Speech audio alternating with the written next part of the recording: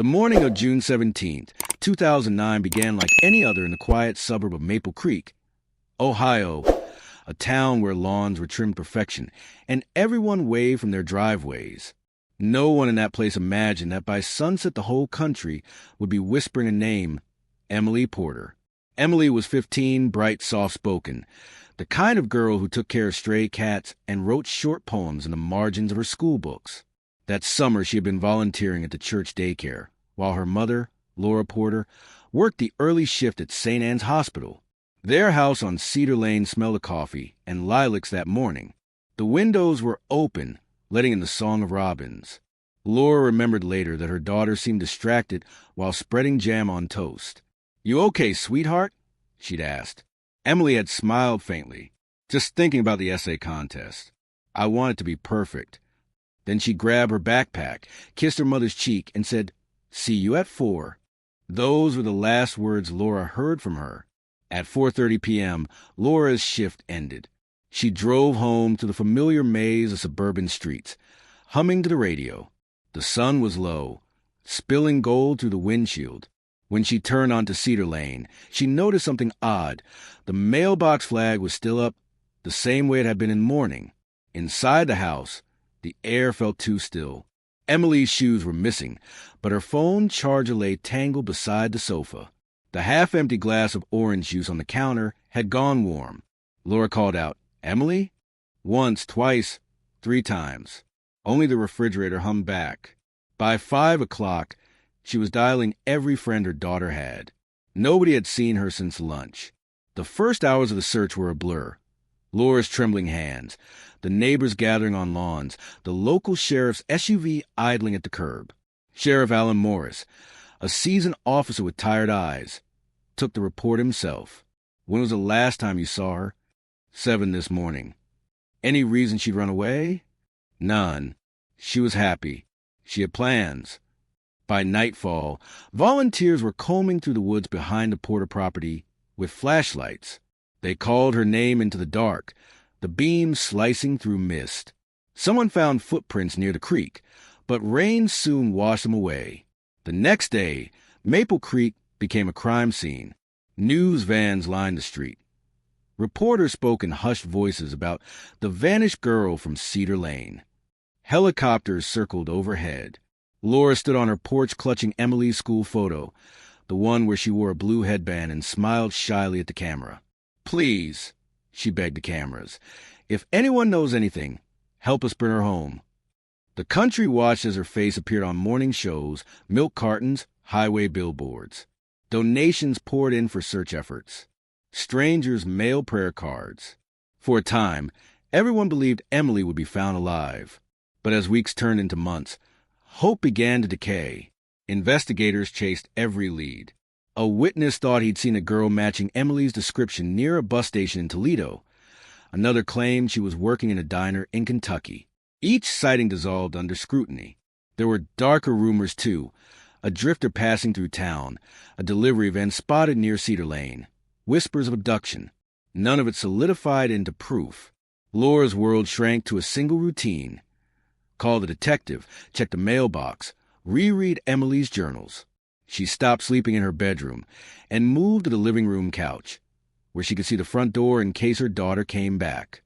"I'd rather be awake when she knocks," she told a friend. By the first anniversary, Maple Creek had moved on. The banners faded, the search funds dwindled, and the town's attention shifted to new headlines. Only Laura refused to surrender. Every June 17th, she stood by the creek with a candle and read aloud one of Emily's poems. That year she chose one that ended with the line, "Home is the place that waits, not the place you leave." The words made the sheriff's deputy beside her cry. In the years that followed, the Porter house aged quietly. Paint peeled from the shutters, the porch light burned out, and vines crept up the fence. Inside, Laura kept Emily's room untouched. The posters of constellations, the stuffed rabbit on the pillow, the stack of notebooks tied with ribbon. She couldn't bring herself to change anything. Every once in a while, a stranger would knock. Psychics, documentary crews, amateur sleuths. Laura let most of them in, desperate for any sign. None brought answers, only exhaustion. But on the 15th year, something stirred. It began with a letter. An envelope slid under Laura's door one rainy morning in 2024. No return address, only a single sentence written in looping blue ink. Your daughter is closer than you think. At first, she assumed it was another cruel prank. Over the years, she received dozens, hoax calls, false confessions. But this one felt different. The handwriting was oddly familiar. She turned the envelope over and froze. On the flap was a small sticker of a robin, the same kind Emily used on her school folders. Her heart pounded. Could it be? No postmark, no fingerprints, just that cryptic line. She carried the letter to the police, but they dismissed it as coincidence. That night, she couldn't sleep. The phrase kept echoing in her mind. Closer than you think. Over the next week, Laura began to notice things she hadn't before. The faint glow of a porch light 2 houses down that never seemed to go out. The elderly couple next door, the Fletchers, who'd always kept to themselves. And a shadow she sometimes saw through their curtains, moving slowly past a window late at night. She told herself she was imagining it. The Fletchers were kind people. Mr. Fletcher had even helped in the early searches. But the unease wouldn't fade. One evening, while walking her dog, she passed their driveway and heard music, soft, old-fashioned, the kind Emily used to play on her keyboard. It made her stop cold. Through the narrow gap in the curtains, she glimpsed a young woman standing in the living room. Long brown hair, slender frame, face half hidden by the light. Something about her posture, tilted head, the way she tucked a strand of hair behind her ear, made Laura's knees weaken. She whispered her daughter's name before she could stop herself. Emily? The figure turned toward the window. For one impossible heartbeat, their eyes met. Then the light went out. Laura ran home shaking, the dog barking behind her. She called the sheriff's office, barely coherent. They arrived within minutes, but by then the house next door was dark and silent. Mrs. Fletcher, frail and confused, opened the door. No one else lives here but me and my husband, she said softly. You must be mistaken. But Laura wasn't mistaken. The face she'd seen was older, yes, 15 years older, but it was her. The same eyes, the same timid tilt to head. The officers searched briefly and found nothing unusual. They left with polite sympathy, promising to follow up. Laura stood alone in her yard afterward, staring at the house next door, the rain beginning to fall. For the first time in 15 years, she felt something stronger than grief, certainty. Her daughter hadn't vanished into the world. She was right there, hidden in plain sight, and the truth, Laura sensed, was far darker and closer than anyone had dared to imagine. Rain hammered Maple Creek through the night, turning the sidewalks into silver ribbons. By morning, fog rolled over Cedar Lane, dulling the edges of the world. Laura Porter stood by her kitchen window, clutching a mug of cold coffee, eyes fixed on the house next door. The Fletchers' curtains were drawn tight again. No movement, no sound, only the rhythmic creak of a gutter loose in the wind. She had barely slept, haunted by that fleeting image of the young woman's face. Older, thinner, but her. At 7 a.m., she grabbed her coat and stepped outside. The air smelled of wet earth. Across the yard, Sheriff Morris's cruiser idled at the curb. He'd come after she called again at dawn. Laura, he said gently as he stepped out. We went through this last night. We didn't find anything. You didn't look hard enough, she snapped. I saw her. She looked right at me. He sighed. 15 years had worn his patience, but not his compassion. We'll get a warrant if we have cause. Right now, we don't. Mrs. Fletcher's husband is in hospice. She's an old woman alone. She's hiding something, Laura said, voice trembling. Please, Alan, check again. He studied her face, the mix of hope and desperation, and nodded. All right, I'll talk to her one more time. Mrs. Fletcher answered the knock wearing a floral robe, gray hair neatly pinned. Her eyes darted between Laura and the sheriff. Morning, ma'am, Morris said. Mind if we ask a few questions? She hesitated, then opened the door wider. The living room smelled faintly of lavender and medicine. A cat slept on the armchair. Everything looked ordinary. Too ordinary, Laura thought. Did you have anyone visiting last night? Morris asked. No, she said quickly. Just me. My husband's still at the care center.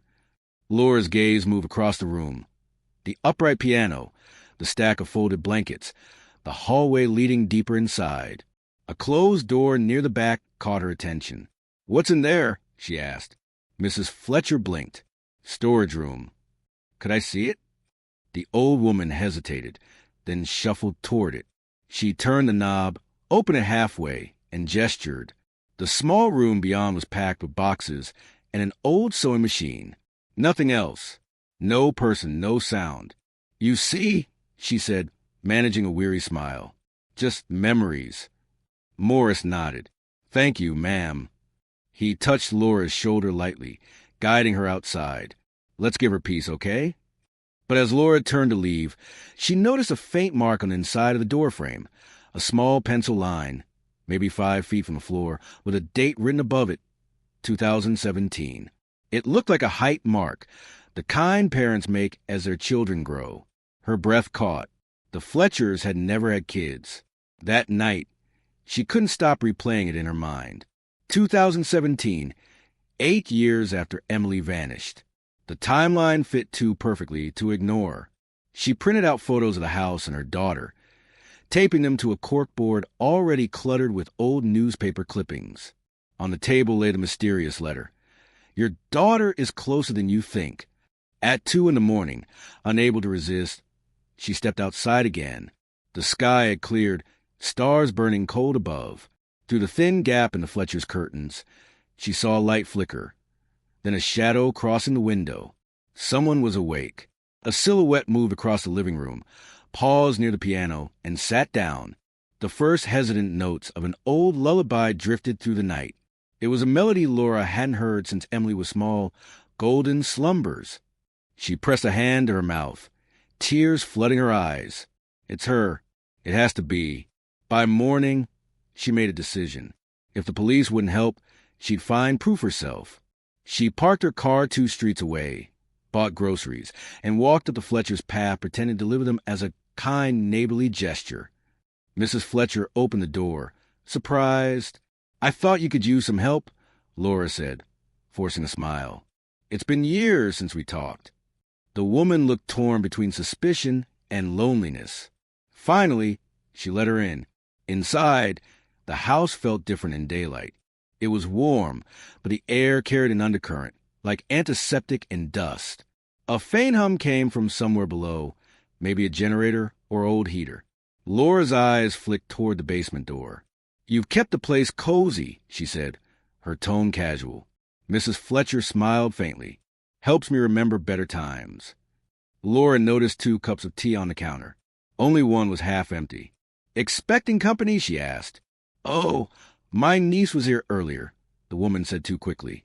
She helps with groceries, sometimes. Laura's pulse raced. She forced a nod, thanked her, and set the bags down. Her eyes fell on the piano. A single sheet of music lay open, Golden Slumbers. She nearly dropped the bag. Beautiful song, she murmured. Mrs. Fletcher's eyes flickered.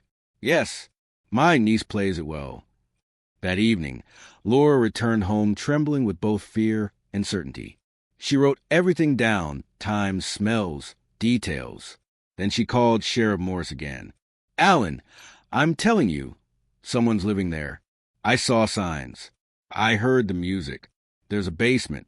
He sighed heavily over the phone. Laura, I can't rate a house because of song. Then I will, she said and hung up.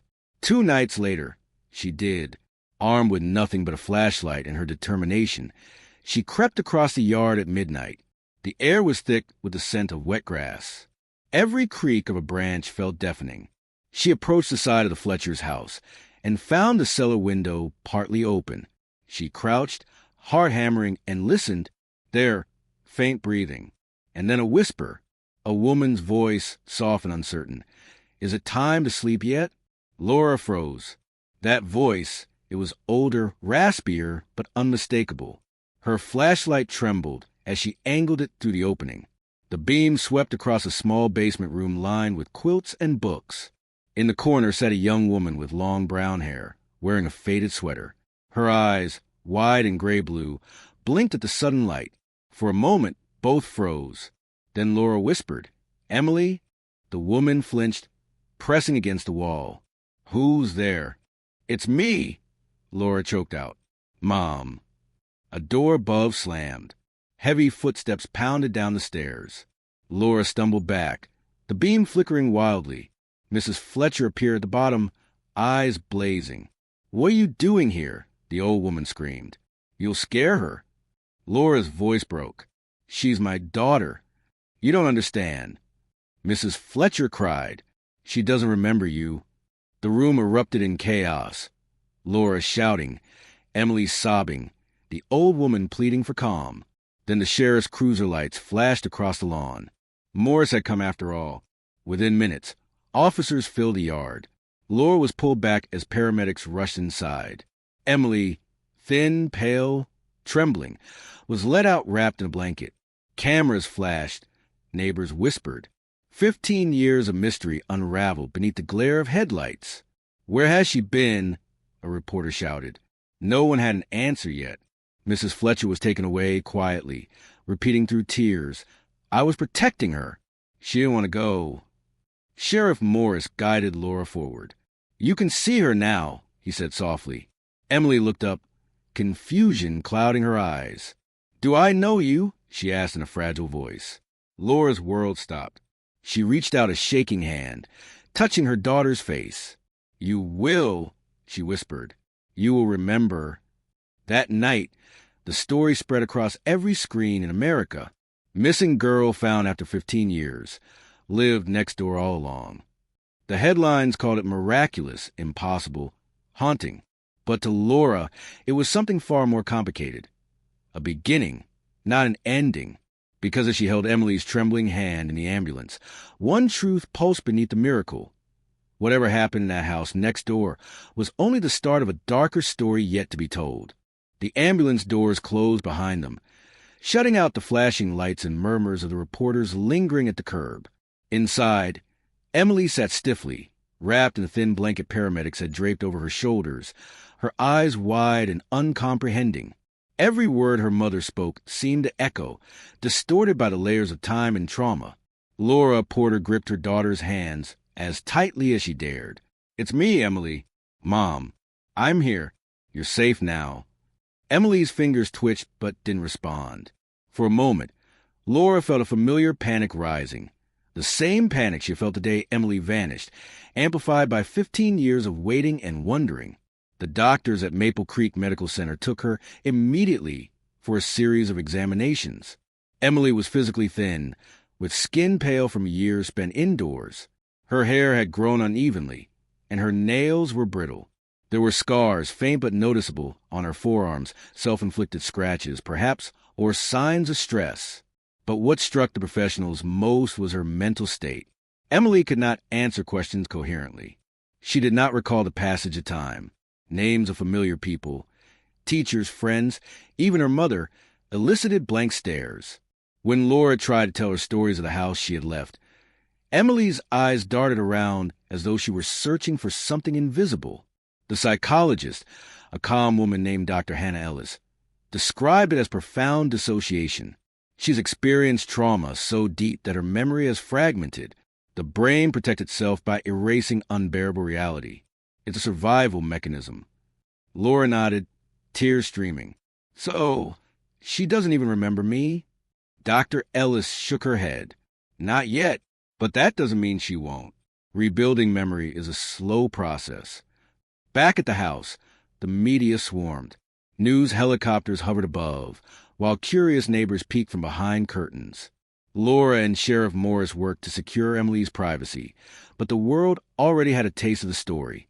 Every headline proclaimed the miracle. Every news cycle replayed the mystery, yet none of them asked the right questions. Where had she been all this time? What had she endured? Laura avoided the reporters, focusing instead on the small tasks that felt like lifelines, organizing Emily's medical care, scheduling therapy sessions, and slowly reacquainting her daughter with the world outside the Fletcher's house. Emily's first tentative steps outside were nearly cinematic. Fog drifting low over the lawn, sunlight filtering through the trees, the scent of grass so foreign it seemed like a dream. She hesitated, looking at the neighborhood, the familiar streets now alien. She froze whenever she saw another person, unsure if they were friend or stranger. Nights were the hardest. Emily often woke screaming, calling for voices that did not exist, wandering the halls in panic.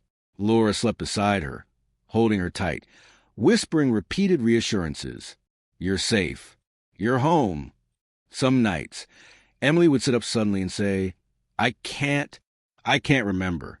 I can't. And then collapse into her mother's arms. The rhythm of fear and comfort became a new normal. Laura had never imagined that finding her daughter would be so intertwined with helplessness. The first weeks passed in a blur. Therapy sessions revealed fragments of Emily's experience. The confinement, the strict routines, the constant monitoring. She had been hidden but protected. Enough to survive, not enough to live fully. Emily spoke in short, fragmented sentences, often repeating phrases from the past. I must stay quiet.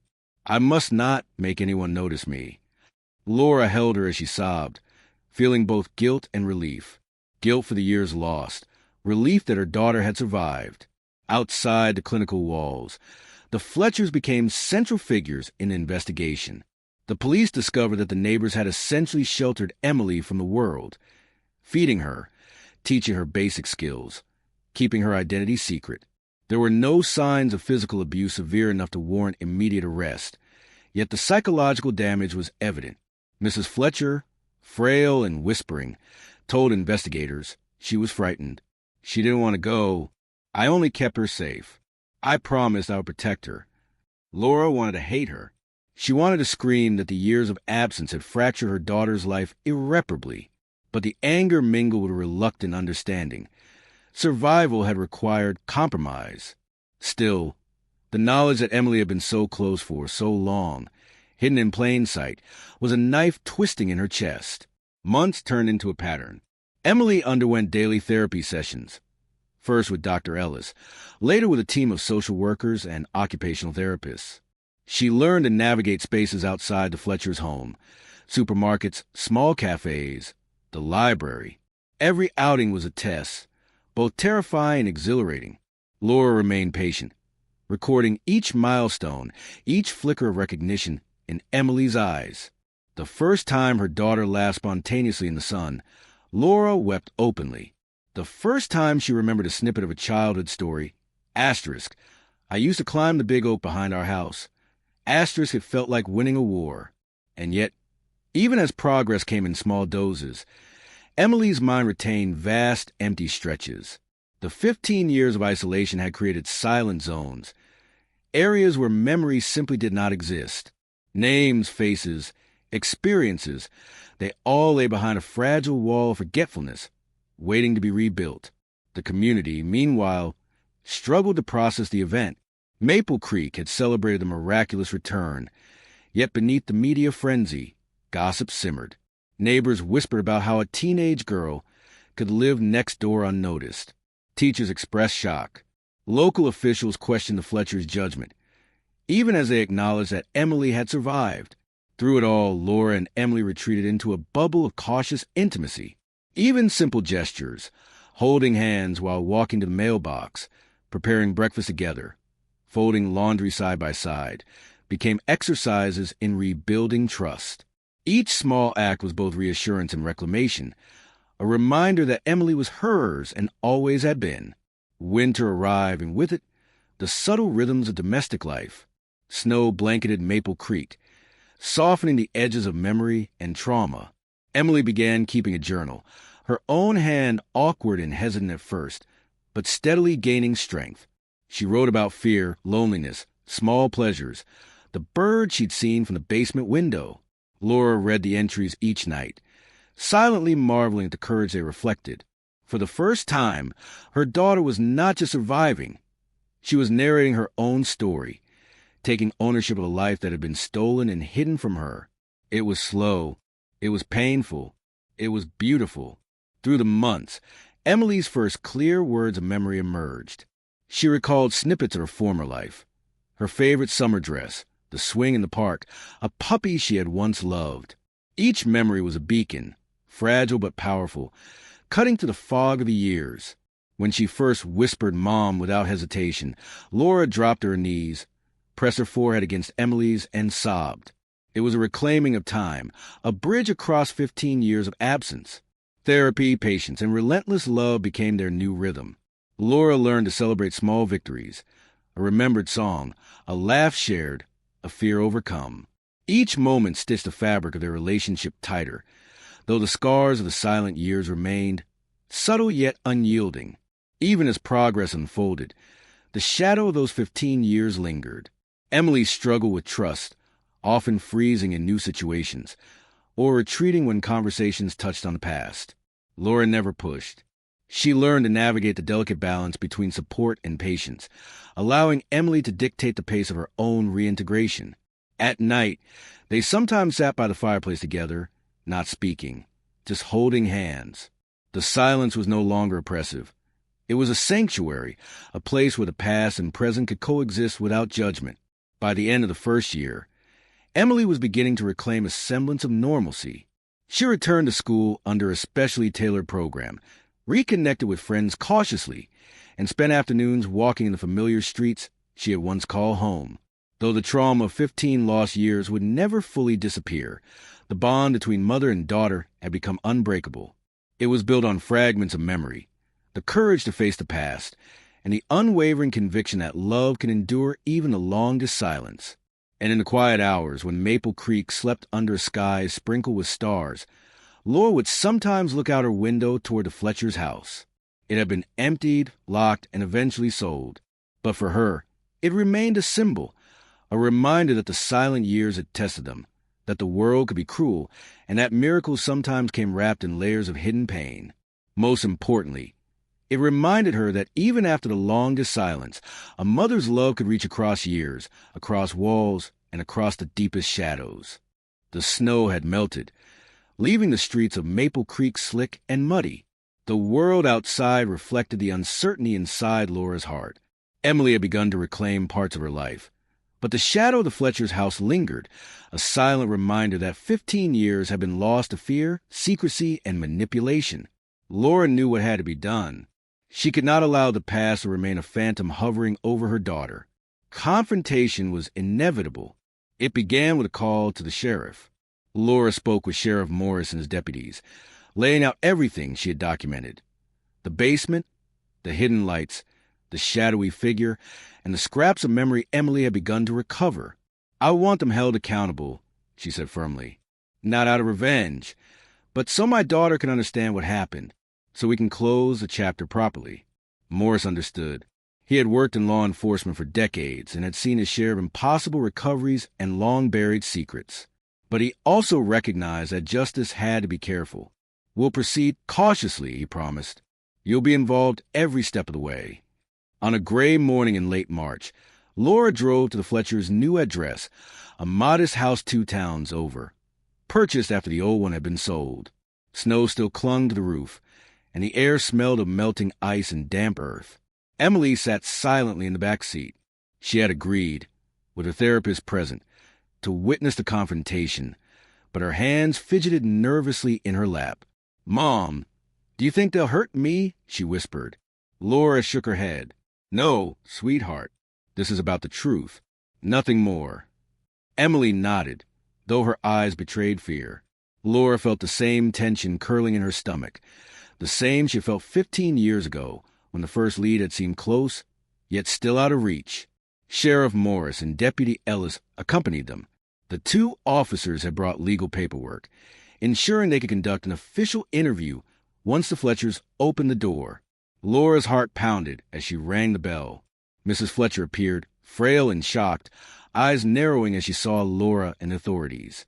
Behind her, her husband, Mr. Fletcher, looked equally startled, his hands shaking as he tried to steady himself against the doorframe. "Laura, what is this?" Mrs. Fletcher asked, voice trembling. "This is about Emily," Laura said, keeping her tone even but firm. "We need to talk. She deserves to know the truth about her life these past 15 years." The Fletchers exchanged a glance, and Mrs. Fletcher's shoulders sagged. I only tried to protect her," she whispered. She didn't want to leave. I couldn't betray that trust." "Protect her?" Laura asked, incredulous.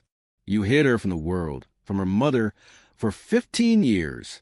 Do you realize what that means?" Mr. Fletcher stepped forward, voice shaking. "We did what we thought was best. She was safe here. That's all we wanted." Laura's fist tightened. Safe? Say it had been 15 lost years, fragmented memories, nights filled with fear and confusion. Safe had been silence, isolation, a life stolen in the guise of protection. Sheriff Morris gently intervened. "Let's remain calm. This is a legal matter now. Laura, Emily, will handle it carefully. Let's bring them inside." Inside, the house smelled faintly of lavender and old books. The living room was tidy but barren, stripped of the small comforts Emily might have remembered.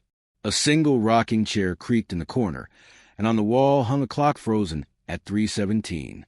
Emily stayed close to Laura, her hands gripping her mother's sleeve.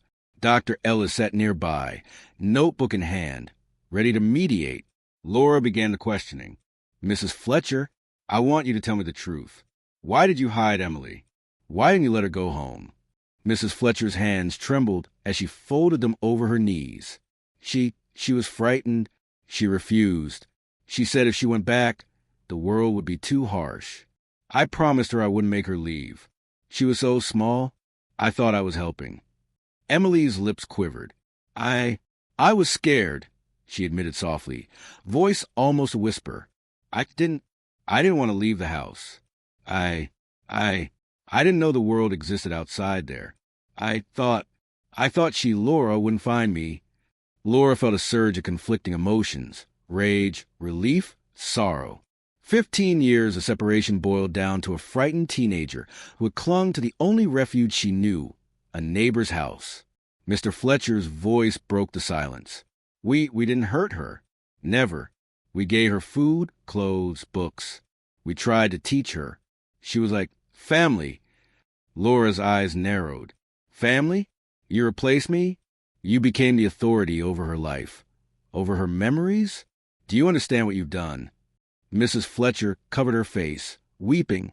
I was wrong. But I loved her. I loved her like a daughter. I only wanted to keep her safe. The room felt suffocating.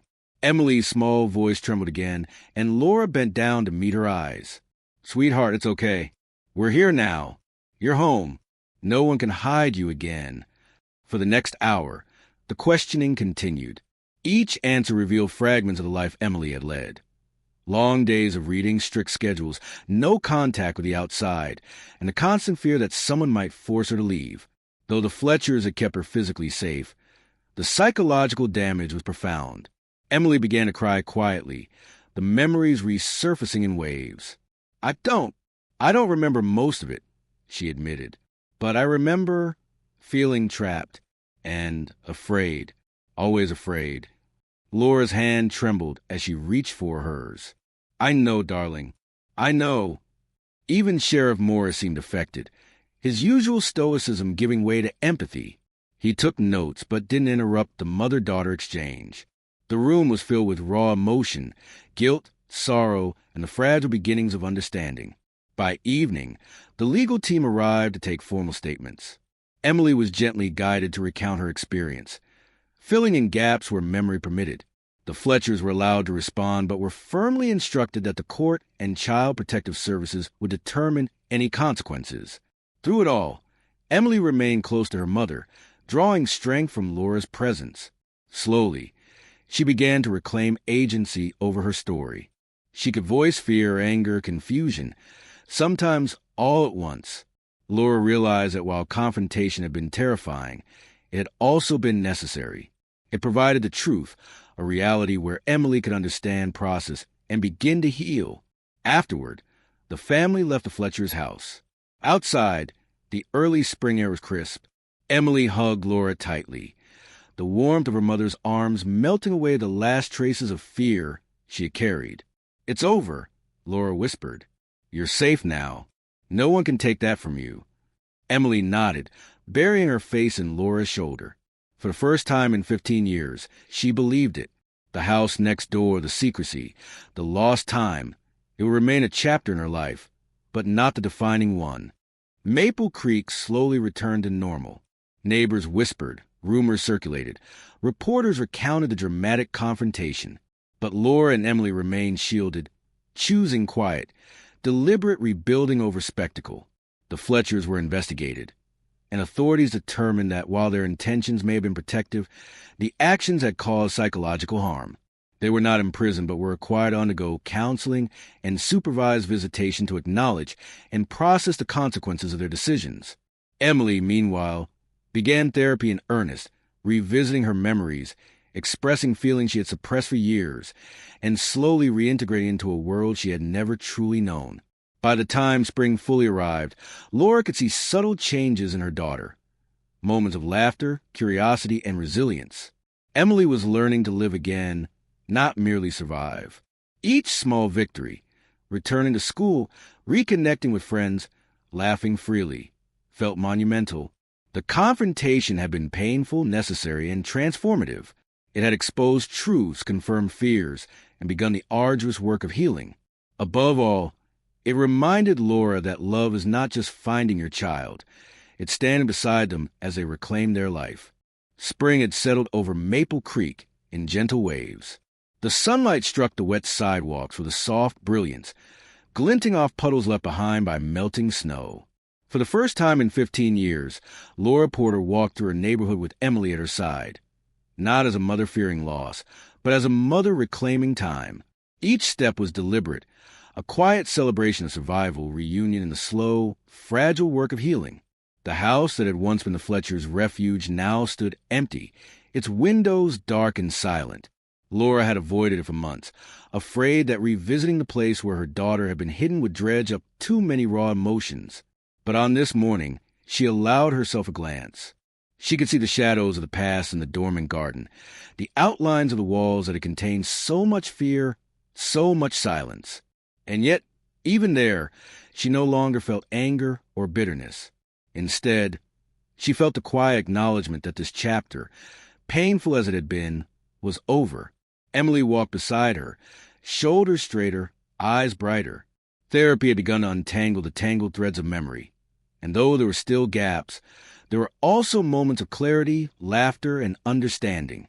She had returned to school, tentatively at first, and now participated in small gatherings with friends she barely remembered, her voice carrying a timbre of courage. "Mom," she said suddenly, her tone serious yet calm, "I think I understand now. I know you never gave up on me." Laura's chest tightened, tears welling without warning. She took Emily's hand, gripping it tightly. "I never stopped looking. Never.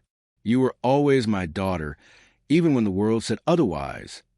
They walked in silence for a while, letting the rhythm of their footsteps replace words, letting the quiet strength of shared survival fill the space between them. Inside the house, they settled into routines that were once ordinary, but now carried profound significance. Breakfast at the kitchen table, reading together in the afternoon sunlight, small errands to the market. Each action became a statement of life reclaimed. Laura often watched Emily closely, noting every smile, every spark of curiosity, every moment of recognition. These small victories, invisible to the outside world, were monumental in the private universe they now shared. At night, they sometimes sat together by the fireplace. The flames cast flickering shadows across the walls, shadows that seemed to carry fragments of the past, yet softened them with warmth. Emily would trace patterns in the firelight with her fingers, sometimes speaking in soft, fragmented sentences about memories returning in shards.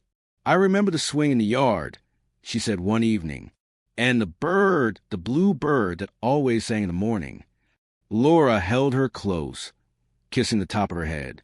"Yes, sweetheart, that was our yard. And the bluebird, it's still there, singing for you." There was a peace in those moments, a quiet acknowledgement that life could be rebuilt, memory could be restored, and love could endure the weight of lost years. Outside the therapeutic routines and gentle reintegration into society, Laura knew the world still watched them, News articles, podcasts, and local gossip had followed the story, yet they no longer dictated the pace of life. Maple Creek learned, over time, that Emily's return was not a simple miracle, but a testament to endurance, human resilience, and the unwavering bond between mother and child. The Fletchers remained a silent part of that story. Authorities had mediated the legal aftermath, and though they had not been imprisoned, the acknowledgement of the harm caused and their mandated counseling had marked a conclusion to that chapter. Laura never sought revenge. Her focus was singular: restoring Emily's life, nurturing her healing, and walking alongside her as she rediscovered the world she had been robbed of for so long. Months became a year, and seasons cycled with their quiet rhythm. Emily began to reclaim pieces of her identity: hobbies, friendships, small adventures beyond the neighborhood. Slowly, the once fractured memories began to form a mosaic, a life interrupted, yes, but now capable of growth, joy, and love. Laura often reflected on the years of absence, on the silence, on the nights filled with worry, and the empty spaces where her daughter should have been. She recognized, in retrospect, the depth of the human spirit, the ability to endure isolation, the capacity for healing, and the unyielding power of a parent's love. 15 years could not erase the bond they shared. One afternoon, as they walked along the creek behind their home, Emily paused to watch the water ripple over stones. "I feel alive, Mom," she said softly. "Even after everything, I feel like I can live again." Laura's throat tightened, and she hugged her daughter. "Yes, Emily, you can, and you will. Every day you will." That evening, after dinner, they sat together on the porch. The sky bled shades of pink and gold, the kind of evening that whispered of endings and beginnings. Emily rested her head against Laura's shoulder, and for a long time, neither spoke. Words were unnecessary. The shared silence carried the weight of 15 years, and yet it also carried something more profound: hope. Laura thought of the letters she had written to Emily during her absence, letters never sent, tucked away in a drawer like invisible lifelines. She thought of the prayers whispered in the dead of night, the frantic searches, the long walks to the neighborhood hoping for a miracle, and she realized that love had endured, as resilient as the river flowing before them, carrying the past with it, but never drowning the present. Emily lifted her head and looked at her mother. "Do you think I can forgive them?" Laura considered the question carefully. "Perhaps," she said finally. "Forgiveness is not about them. It's about you. And when you're ready, you'll decide. But what matters most is that you live, that you love, and that you are free." Night settled over Maple Creek, the stars emerging one by one. In the quiet of the house, mother and daughter prepared for rest, each aware of the long road they had traveled. The world outside had moved on, but for Laura and Emily, the journey of healing was only beginning. And yet, in that moment, everything felt possible. The years of silence, the mystery, the fear, all had been endured, survived, and in some small way, transformed into strength. The past could no longer touch them, except as a reminder of resilience. Laura held Emily close as she drifted to sleep, whispering softly, "We are together now, always, and nothing could ever take that away." For the first time in 15 years, the shadow of disappearance had lifted. What remained was not just love, but the indestructible bond forged through time, absence, and unwavering hope. The creek flowed quietly. The stars shone steadily.